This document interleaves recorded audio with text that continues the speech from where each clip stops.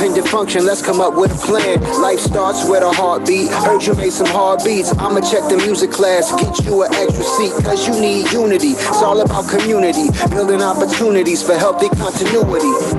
It's gonna take much more than you and me, but you can see we extra deep. We got teachers, counselors, and even celebs. Everybody's involved in the therapeutic web. It's not a quick start, but it's more like a marathon. Dosing and spacing, just to help you carry on. It's about time that we make this change. Trauma-informed movement, educating your brain. You need safe space, someone to relate, help them to be great. She needs safe space, someone to reward, never to ignore. They need safe space, someone to respect, over intellect. We need safe space, got to regulate, try to balance the way. We need safe space.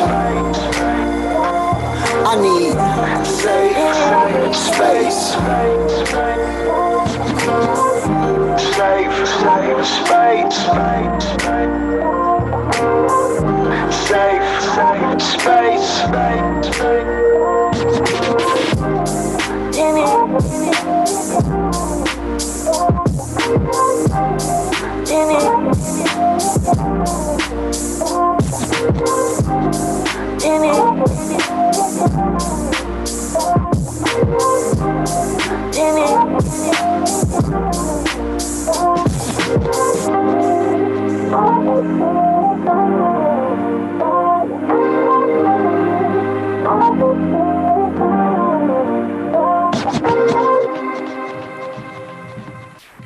All right. Safe Space, Music for Your Mental weekly podcast. This is podcast number 3. And we're excited. Wow. I mean, how time is flying. This is 3 or 4. I think 4. This is 4. I just got off the plane. At least you don't have to be laughing so hard. I can see you. I literally just got off the plane, so excuse my brain. This is number 4. Number 4. Yeah, we in this. We're going to have a powerful, super powerful night. My name is Haskell Jackson, CEO of Music for Your Mental Health. Pass it on down. Yo, what's up, everybody? My name is Jay Vincent B. I am the COO of Music for Your Mental Health. Super excited to be here. We'll pass it over to, let's holler at my guy who's walking in right now. Go ahead and introduce yourself, sir. Hey, good evening, everybody. My name is Sean Lewis. Go by S. Dot. I am the Curriculum Director for Music for Your Mental Health. Good to see y'all tonight. Sir. Who else we got in here? See the CBO. Hey, Chief Brand Officer. I'm Alicia Cherie. What's up, y'all? What up? Good to see Go ahead, Stevie. And yo. So I always like to let you go first, Alicia. I don't know about these other gentlemen, but anyway, these guys get off the plane with no manners. Like, bro, no manners in Vegas, huh? Left the manners in Vegas, huh? Wow. In Vegas. Well, anyway. what happens in Vegas? Yo, I am Steve McBride, the clinical director for Music for Your Mental Health, and always the line leader with these guys. So I make sure they stay on the in highway line. tonight. You're on the highway tonight. Okay. You see where you coming, Stevie? Hey, it's hot, baby. It's hot. That's right. And our brother is he on with us tonight? Sean. Oh, nah, he's taking a rain check. So okay. Yeah. Well, we send love out to him and his family. Yeah. That's me. Appreciate absolutely. it. There you go. Oh, we not his family? Oh, yeah. Wow. See how it is. Well, I see how it is, bro. I thought we was all family. I see now. The truth is coming out tonight, y'all. Yo, we are live behind bars. All right, well, let's jump in, guys. Highs and lows. Start with Stevie, since he has so much to say. Bro, I don't even know where to start. Oh, snap. Let's see. Highs. Yo, I've been able to make sure that my workout routine's been up to par. Eating's been a little slacking because I just been, man, sometimes I just need chips, bro. And my my diet doesn't consist of chips. It shouldn't. But I sometimes look, if my trainer's out there listening to this right now, I'm sorry, man. I had a bag of Doritos today. Forgive me. The Cool Ranch. No, man. I always get the salsa verde, the green bag. Those Oh, wow. That's the slept on bag, bro. But it'd be fire every time. Yeah, that Verde. I don't think I ever had that. hits. I don't think I've had that. Yeah, man. Shout out to Doritos. Free promo. Let's see. So highs, that's been a high. Just being around my daughter, man. She just turned 3 months. That's definitely been a high. She's smiling now. She's just way more attentive and reactive, and I'm just starting to see more of her personality. And so far she's nothing like her dad, which could be a good thing or a bad thing, but Could be. it's great. I'm loving it no matter what. So it's amazing. The lows, one of the lows this week was crazy. So around my complex, like a random van was parked here for like hours. And there was a raid last night where they found out that the van was stolen. There was a helicopter. I'm in Anaheim, so it's not like I'm in the hood. And I saw sheriffs out there with shotguns out pointed at the neighbors. I'm like, what in the world is going on? So let me get away from these windows because that's what we're taught, right? And so I'm just like, yo, jail, take the baby. I'm just gonna make sure everything is good. And yeah, it was, they found out the van was stolen and they ended up arresting the person and getting the car towed. I was like, all that for that. And anyway, it was just a weird night. And I was like, I'm not dumping the trash tonight. I'm sorry, babe. I love you. But I'm the only Black one in this neighborhood. This is not gonna happen. So that was definitely low. Self-care for me has been hooping. So I consistently hoop. So it's been good. And I feel like watching hoops has not been self-care, especially with the Lakers. I know it'll get better, but it's just been tough, bro, watching the Lakers play. It's been extra tough. So RIP, I mean, shout out to the Lakers. no RIP. It's not over yet, bro. Hey. Yeah, man. I'll pass this check-in to Alicia. Hey. So highs for the week. So I got to see a cut of the music video I shot a couple of weekends ago. Come on. And it looks amazing. And it's just something about, seeing your vision come to life that's really exciting and also puts you in a very emotional space. So I've been super excited, but then also on the verge of tears because I'm just like, this is happening. So that was a high for the week. Yeah. I actually don't have any lows to report for this week. It's been a pretty chill week, nothing too crazy. And then as far as self-care, I've been getting more sleep. That's good. Love it. That's good. good. At least a couple more hours. I'm still not getting, the recommended 8, which for me, 5 or 6 hours is my 8 hours. So I'm still not getting that every night, but I am getting a little bit more sleep. So, yeah, I'm feeling pretty good. Congratulations on that. That's beautiful. Thanks. You need your sleep. You need your sleep, Liz. I do. I'm working on it. Working on it. You get hand claps for your sleep. Hey. All right, well, I'm gonna pass it to Haas. Okay. A high for me.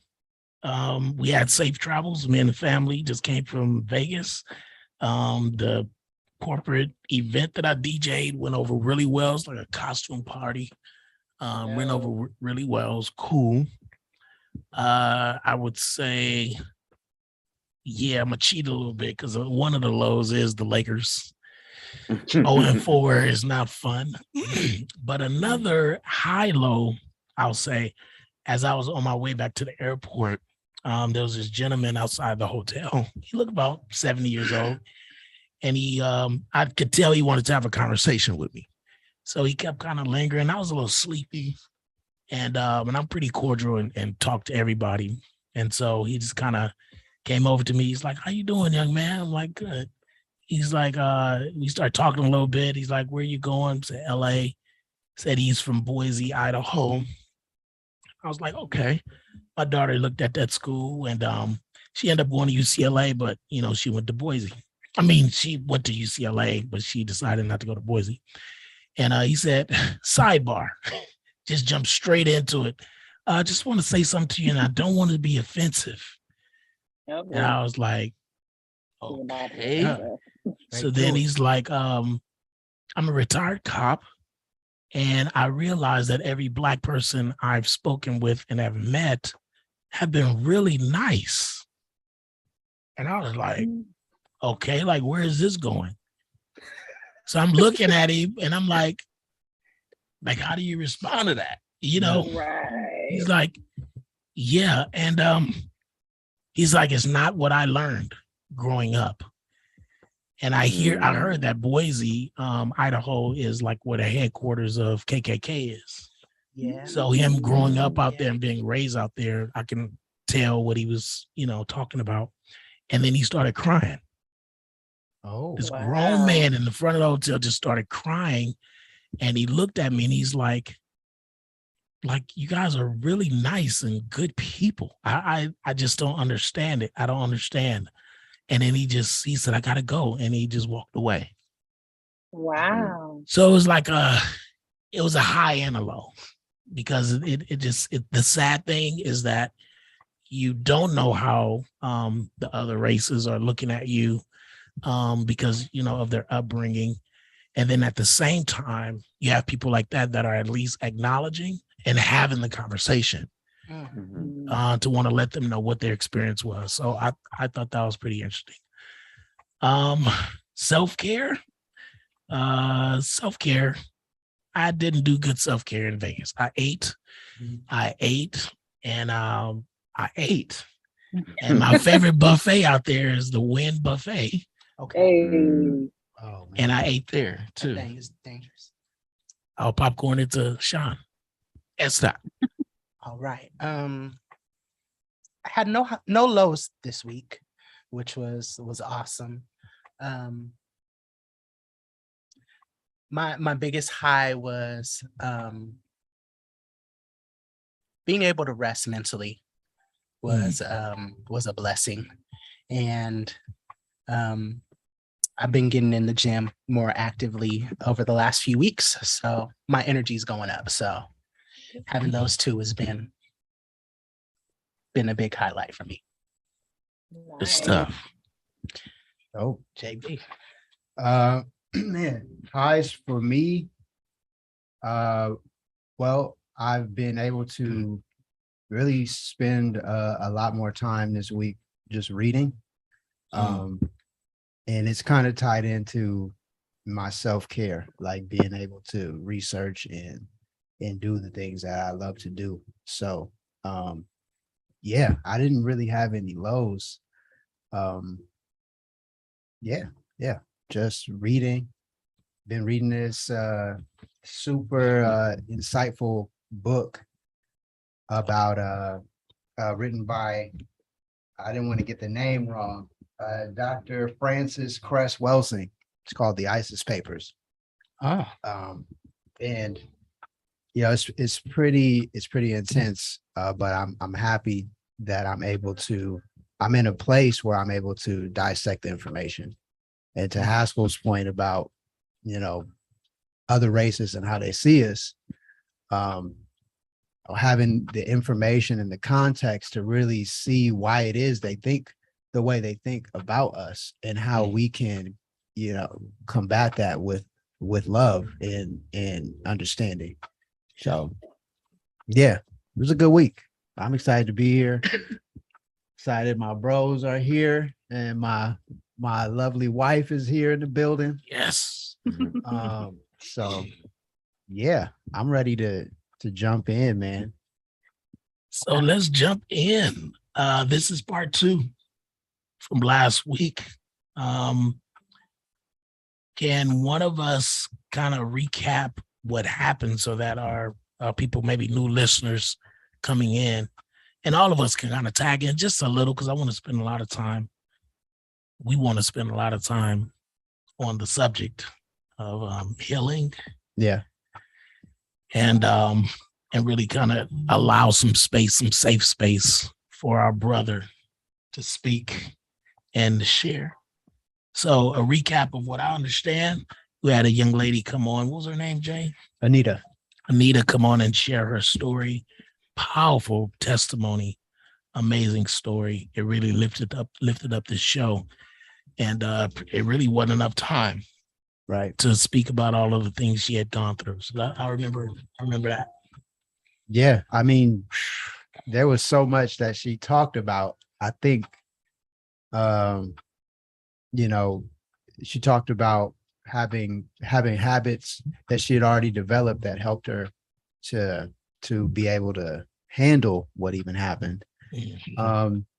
There was like the big shocker, her, revealing some of the details of their relationship and infidelity, which, none of us were expecting, but, applaud her for her bravery and courage to, be honest about that.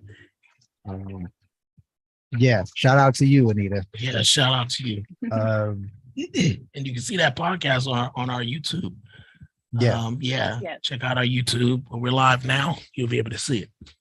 Yeah. So lots of questions generated from that episode that we'll definitely have to revisit. Am I leaving anything out? I mean, there's no way to sum everything up, but she was super transparent.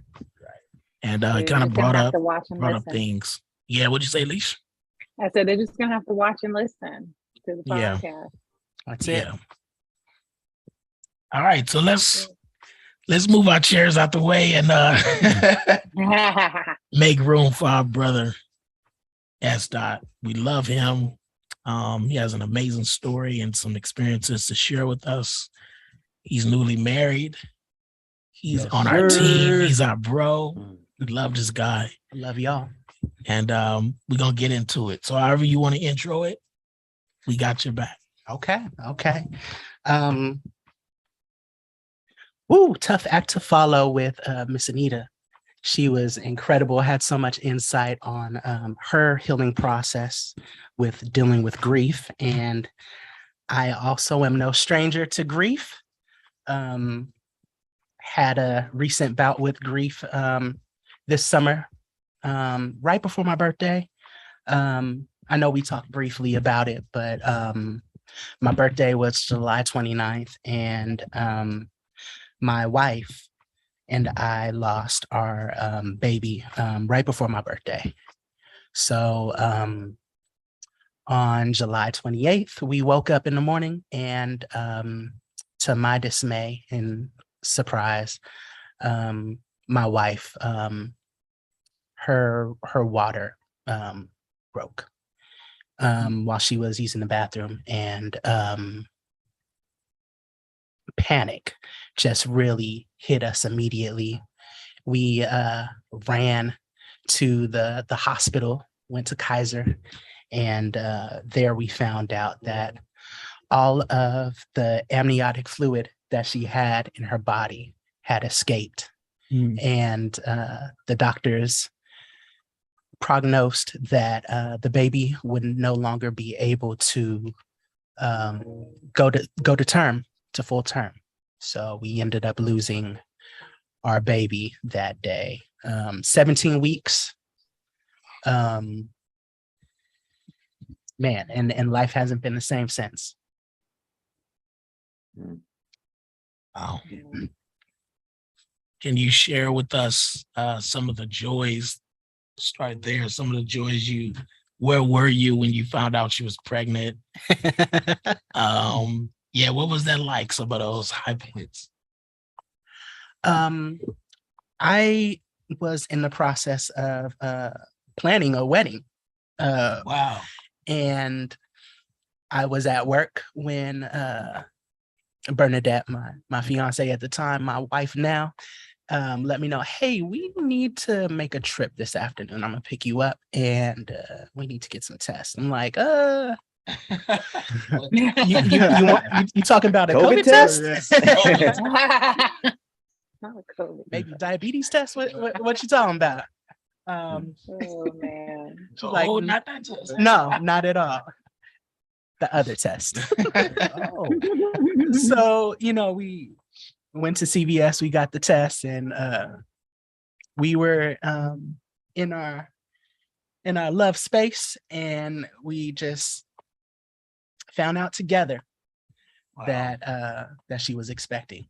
And the joy that ran across her face was incredible. It really overshadowed the concern that I had on mine. And over time, just the anticipation just grew, not only for her, but also for me. Wow. I could jump in with questions, anything. Keep getting this story out. Yeah, I mean, I think I would like to kind of come with you on that journey after you found out. What were those first few days like?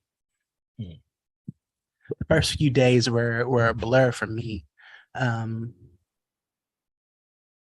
For us men, we like to have things in control. We like to have everything lined up. And when it comes to building a family, you want to establish your home and house. Right. And once we found out the news, I started to really take that in and really get to work. Our plans for the future are happening in live. Right. So, I may think that we need to wait a little bit, or here's the order of operations, but nah, you got to trash that. This is what it's going to be. So we're running with it. And I'm excited that I'm not in the room by myself. Yeah. We doing this together.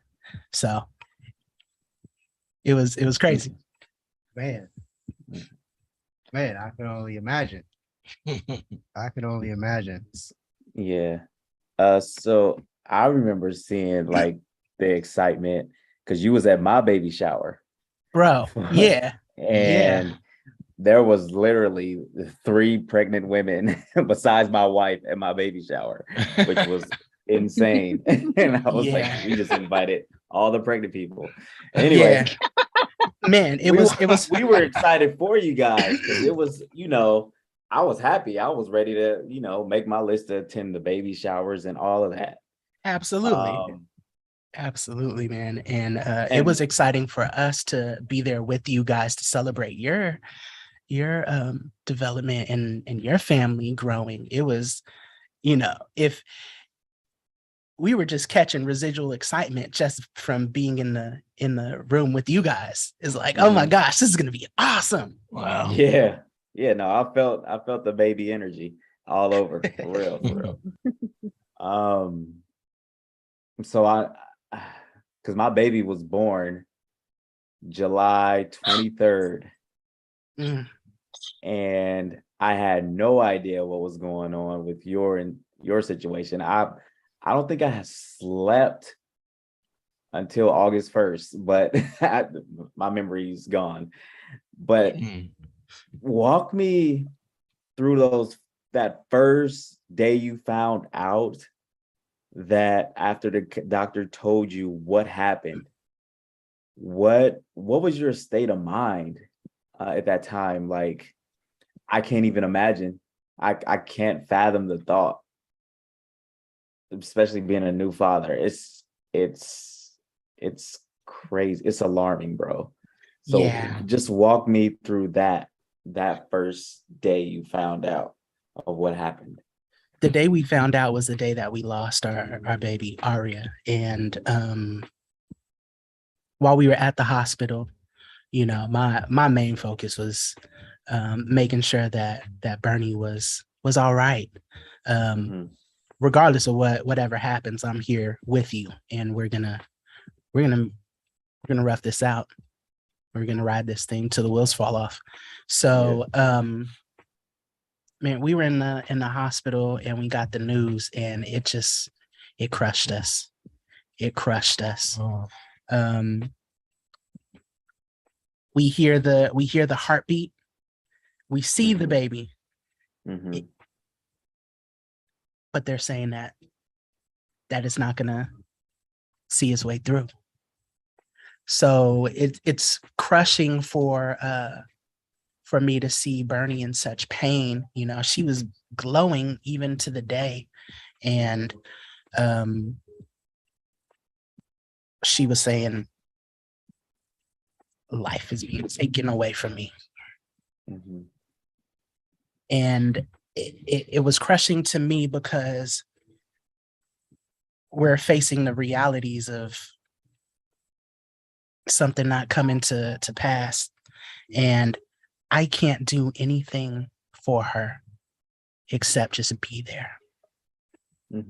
And that was, you know, everything was a blur, and yet I'm holding on. Just hold on to me. Just hold on to me, babe. And that was where we were at, man. It hurt. It hurt. You don't see all of the development, but you know, week 1, week 2, week 3, the baby is this size. You know, we get to the avocado, and every week we're changing the name of the baby. Hey, Lil Lemon. Hey, Lil Lemon. And every night that we went to sleep, I'm holding Bernie, and I'm talking to the baby before we go to sleep. It's like, we love you, baby. We're gonna take care of you. It's crazy right now. Your mom got attitude, and I'm crazy myself. But we look forward to seeing you soon. You take care. You sleep. Get your rest. And that was, you know, even if you don't see a baby, you build relationship, and it's just, man, that's so true. Yeah. While we were at your baby shower, Stevie, we were on the girl squad too, and Bernie was like, I'm having a girl. And I was like, oh, I'm gonna be a girl dad. Yes, bro. That's what I'm talking about. And we had to have the operation for baby to be taken out, and it just blew my mind. Despite the heartbreak that Bernadette was feeling alongside of me, we found out that the baby was a girl.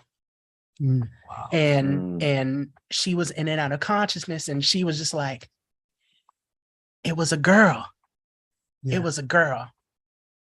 They got pictures of the handprints and the feet prints, and just seeing the lankiness of the fingers and the toes, totally looking like Bernie. Wow. It was just I was like, oh my gosh. Wow. Yeah. Love it, man. You know, I looked up you named her, you guys are gonna name her Aria Michaela, yes. Aria, the definition, a long accompanied song for a solo voice, typically one in an opera or orator. Yeah. And so she's still in your heart.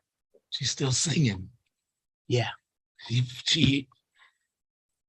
You accompanied her for that voice she had, and that song will never go away. Yeah. Yeah, that's the truth. You can't take music away. Music sticks with you.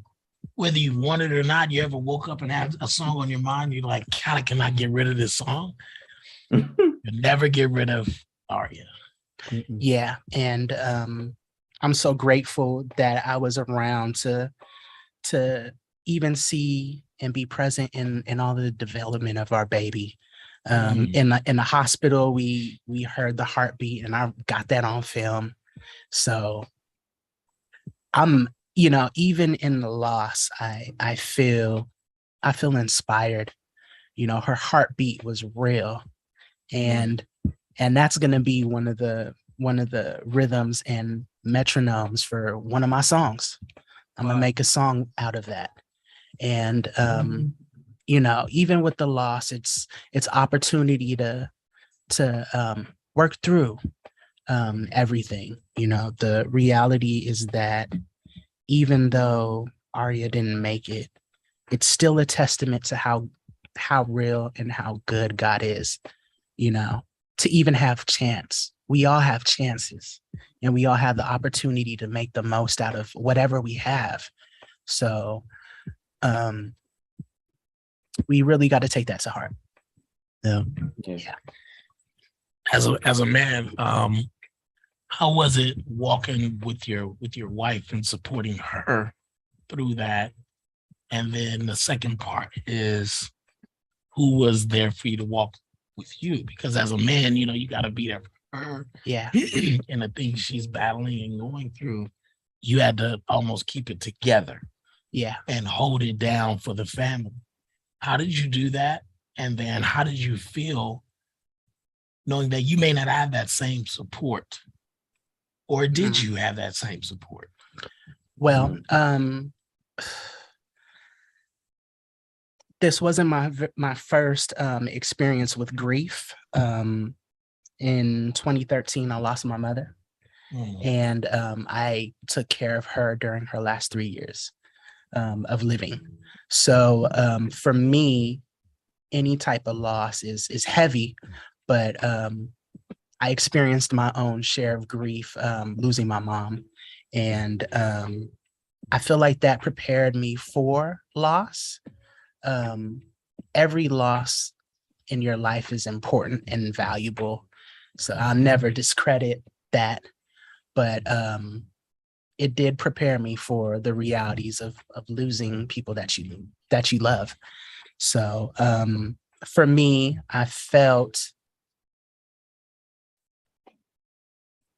primed for it, but not ready for that reality. I knew I needed to be there with her. So that was my primary focus. And I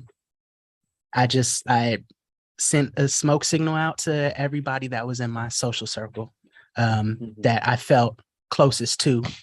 My family, my brothers, my twin sister. I let them know first.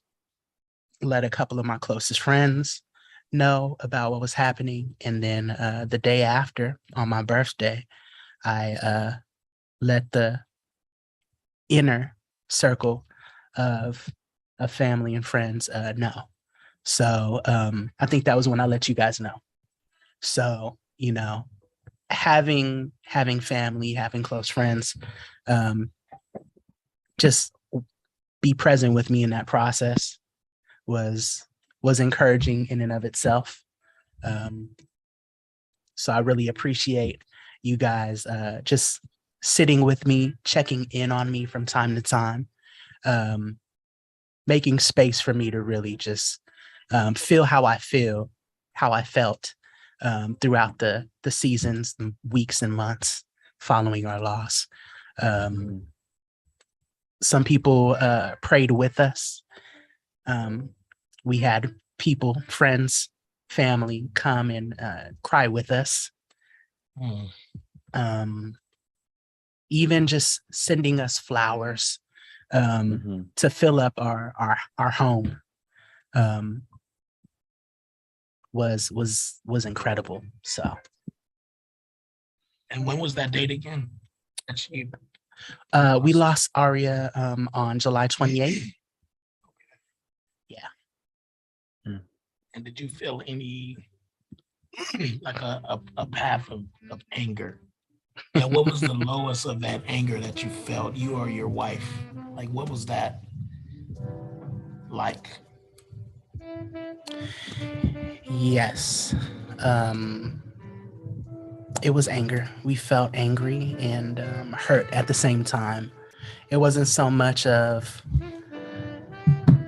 going to blows with God or with the universe, but it was just like the life is in your hands and it's just slipping from your grip. You can't, something you can't control.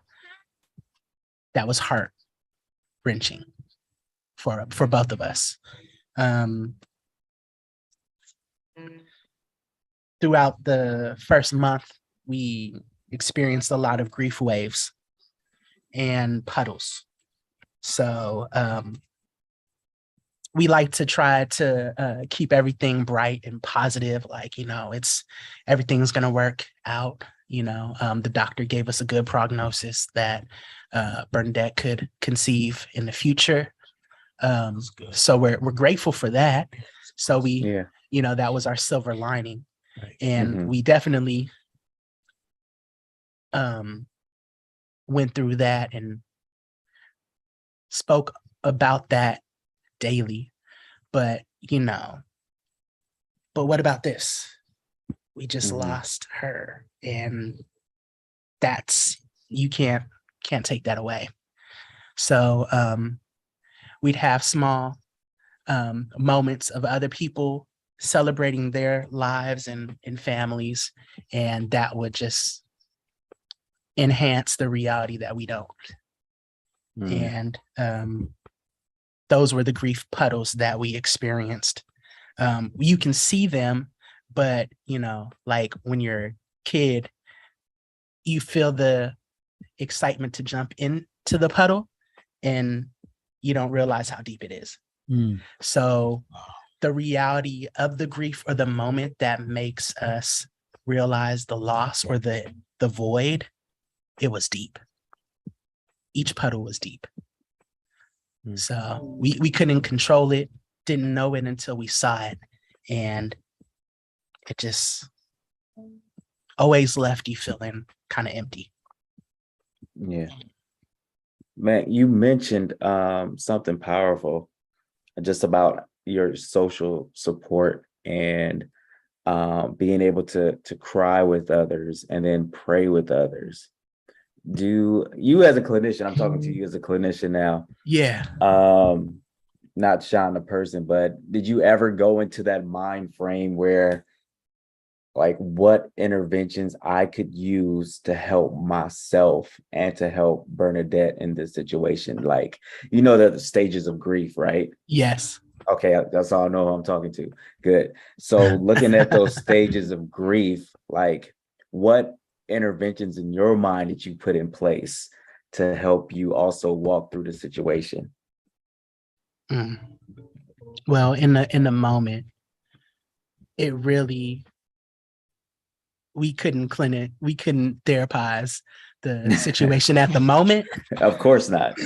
But as soon as we got back home after the operation and just resting, we would just let it breathe. Mindfulness was the first thing that we used. I would check in with Bernie daily. Hey, Bernie, babe, how are you feeling? Not good. And I would, me neither. I would just tell her, me neither. I'm not feeling good either. Yeah. This sucks. This hurts, doesn't it? So we would process together every single day. And I caught her trying to hide her grief from me. And I would always call her out on it. You're hurting right now, aren't you? And we would break down together and we would cry together. So those were our beginning interventions. As time passed, we started we started anticipating our wedding, and we decided to continue to push through because that was our plan when we were waiting for Aria to get married. So, part of our process was continuing to move forward, even with the loss and the void. So we, I would always encourage people in their grief. What is something that you could do to honor those that you loved and lost? So I would always take those things that were important to that person and encourage them to use that in their process moving forward. Like, this isn't a way that you can honor those that you lost. So when I lost my mom, I was going to honor her based on the values that she had. She loved family, she loved God, and she loved me. So I would always, moving forward, I would always pursue an active relationship with the Creator. I would always make time for my family. I would always be a friend to others and do my best to encourage, coach, and teach people like my mom would. So with Aria, we wanted to live life together. And the best way for us to honor Aria was to always carry her with us. And that's what we're doing. That's what we're doing now. Good. Because it's been about close to 3 months now. Yeah. Yeah. And I know this is still like a long walk that you will have to take for a lifetime, because that's not something that you would just easily get over. I don't know if anybody else has any questions, but before I get therapeutic, there's this one intervention that I like to do with clients who have reached a certain plenitude in their grief. I'm not sure if you're even there yet to even answer this question, but I do want to throw it out there. Please do. So it's an intervention that is called the empty chair technique, right? Okay. But it's with Gestalt, so he knows what I'm talking about. So anyway, it's a technique where if that person was there in front of you, what would you say to them right now? And you can do this just to pretend like in a letter form, but if you could give a message out to Aria right now, what would you say to her? Stevie, thank you, bro. Thank you so much for that. Bernadette and I actually did the invisible chair activity this last weekend. Oh, snap. I'm already together, on it. bro. Absolutely. Absolutely. So, we didn't, aside from the fingerprints and the footprints, we didn't see Aria, but we imagined her in heaven. And, we sit down the empty chair and she comes running along with Bernadette's dog, Mason. We lost Mason last year, and Mason brings Aria to the chair. She sits down, and we just hold her. We hug her, and we just said the same things that we said to her in the womb. Baby, we love you. We think about you every day, and even with you not being here with us, we carry you with us. Mm-hmm. We're going to carry you with us, and you're still going to be a part of our family.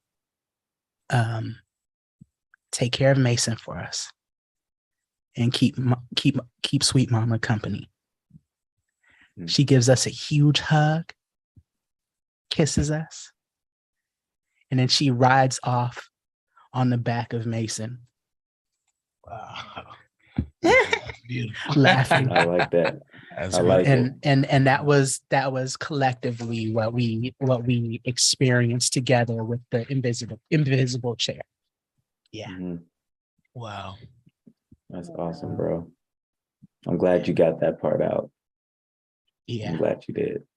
Thank you, man. Thank you for that. You need that. Do you have any fear in trying again? No. That's awesome. That boy was confident.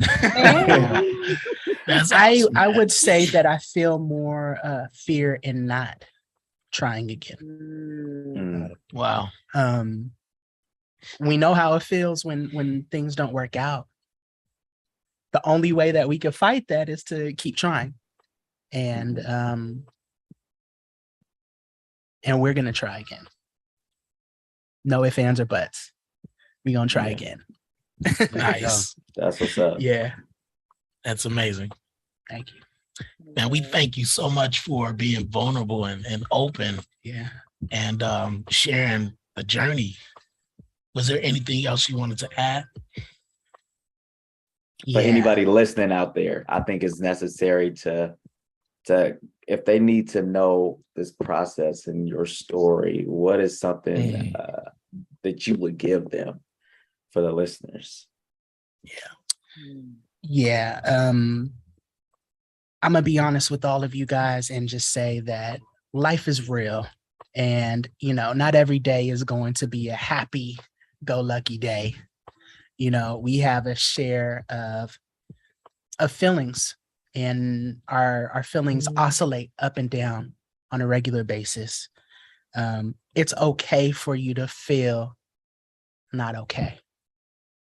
Mhm. It's better for you to feel the way that you feel than to bottle it up and act like it's not there. The only way that we can heal therapeutically and holistically is to really be present and honest in where we are from one moment to the next. And as crazy as it sounds, time will heal you if you're honest with where you are presently. You got to gauge where you are. And once you realize where you are, that's when the real work starts. Because as soon as you're honest with that process, you can do something about it. That's the silver lining. So be honest with where you are. Have a safe space to fill that out and be mindful. And whenever you've had enough time to sit with that, then you can create a plan on how you can change those feelings and walk towards your healing. Grieve well and lean into those feelings. Get active and make sure you have a team of support with you. I can honestly say that Music for Your Mental Health has been a huge support system for me, and for all of the brothers and sisters in mental health and in faith that we've had walking with us through our process. We've never felt lonely.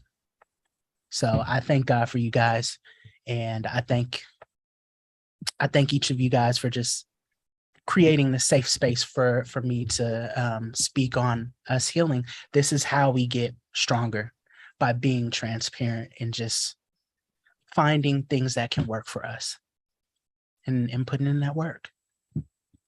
Yeah. Can you remember any music that got you and your wife through, that you were listening to, maybe on repeat, or any songs, any artists that really got you through? Kirk Franklin. Okay. Mm-hmm. Kirk Franklin got us through. My Life Is in Your Hands. Wow.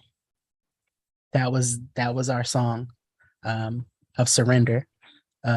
Whatever it looks like, no matter what may come my way, My life is in your hands. Yeah, that was our song. There we go. Well, we've moved to the part. Well, let's spend these last moments, I guess, giving shout outs to our loved ones, friends, anything that, that is close to us. Well, first and foremost, thank you guys for watching in and listening to us. We are Music for Your Mental Health. You can find us on all platforms. You can visit our website, musicforyourmental.org, and you can find us on any page, any day, anytime. So come check us out. We're on every week, Thursday night from 8 to 9 on Accelerated Radio. And send our links to some friends. Let's keep these discussions happening. And we appreciate what happened tonight. This was super special because it's within the team. Right. We didn't bring him in off the street. He's like with us. So we appreciate you, brother. Of course, I appreciate y'all.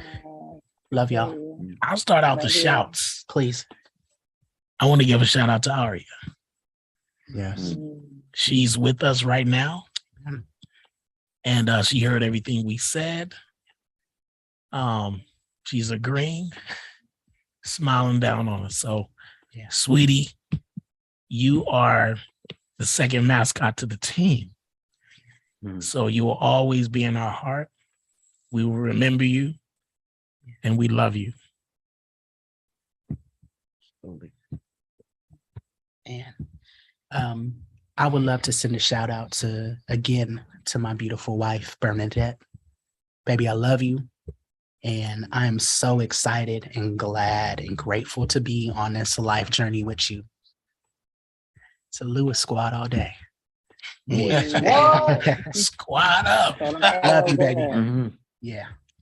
Man, I want to give a shout out to Love. Okay. Hearing my brother's journey, it really reminds me of, and your strength, and your vulnerability reminds me of a song you helped me create, man. Love's Still Here. And now I feel like we really need to put that song out because that's really what it's about. I always struggle with the idea of loss because we are all essentially beings of love. Yeah. And you can't really lose love. Once you got it, once you felt it, the person might transition, but the love is always there. That's right.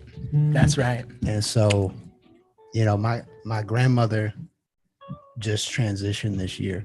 Yeah. And, till her dying day, she always spoke about her twin girls that she lost at birth. Wow. And this woman is 80 plus years old, but still never forgot to mention and pay homage to her girls. Yeah. The love never disappears. Ever. And the fact that you already know and see exactly who Aria is as a representation of that love between you and Bernie. Yeah. Is beautiful. So shout out to Love. Yeah, shout out to Love. Yes. And I love you all. Love you back. Love you too, bro. I'll pass it to the love of my life. Oh yeah. What a coinky dink. Coinky dink. I wasn't expecting that. See what I did there? The love of my life, Stevie. Better record. Yo, I knew it. They weren't looking for that one though. Plot twist. Oh my gosh, you guys. Well, thank you for that laugh. I'm not gonna lie, Escott. I've been kind of holding back tears as you've been talking about Aria, and I just want to give a shout out to you and Bernie, just for your friendship, for your love. And I want to thank you for sharing that story. I really feel like, anybody who hears it, and whatever they're going through, they'll be inspired by the sharing of the story. So shout out to you for sharing the story, and Thank you. And shout out to you and Bernie for just being dope humans. And I'm looking forward to meeting your children when they do get here. So they're going to be amazing human beings just like you too. So thank you. Thank you. Thank you so much for that. Of course. Man, I guess I got a quick shout out since Jay was on the topic of love. I want to shout out Jesus. Come on now. Wait a minute now. He is love. All right. That's it. And you cannot deny the power of his love, no matter who you are, what you are. Jesus is love. Yeah. And I have to give shout out to my creator, because I wouldn't be here. Nobody would without his love. I mean, he first loved us. So I definitely have to give a shout out to that, because he's the main man for me. Amen. But yeah, definitely want to give a second shout out to S. Dot, man. Look, bro, that was very, very, very heartfelt. I almost got teary-eyed. My camera's a little blurry, but I almost got teary-eyed in your story a little bit, bro, because I just couldn't imagine that pain, that type of grief. It's hard. It's so very, very hard for me. So, man, major shout out to you too, bro, for sharing that with the people. They needed to hear that though. Thank you, because bro. grief has been so huge around not only, our country, but worldwide, bro. Like, we just went through an entire pandemic with people losing everyone, and nobody's really been that expressive with their story of loss, or people finding difficult and negative ways to deal with it. But because you have such a strong grasp and you're grounded, and I believe Jesus, your creator, no doubt, that you've been able to muster through. And I'm proud of you. I'm proud of Bernadette for you guys both sitting down and having that conversation and not letting these feelings be bottled, because that's so important, not letting that happen. So we're going to end there. It is 8:59, people. That's it. Yeah. Let's Haskell want to close us out. Please. Well, let's close out in prayer. Okay. All right. I like that. So, dear God, thank you so much for this wonderful day. Thank you for our brother S. Dot and his beautiful wife, his beautiful baby Aria. Thank you for this time that was allotted to us to be able to just be in his presence to share this story. I fully didn't know the whole story, but he walked us down that path, and we can all sense and tell that you were walking with them. You were carrying them when they needed to be carried. You hugged them when they needed that hug. You spoke words of inspiration. And the fact that they came out with something to give other people is absolutely phenomenal. And so we thank you that he is with us. He comes every week. He's with us every week to just invest in music for your mental. And we thank you. We're very, very grateful for this moment. And we ask for traveling grace for all of us to get home safely. No car accidents, no car troubles, no police troubles. Help us get through the night safely, have a good night's rest. And God willing, we'll be here tomorrow to celebrate life again. Yes, sir. Thank you. In Jesus' name we pray. Amen. Amen. Amen. Amen. And we sign it out. Peace, y'all. Peace, love.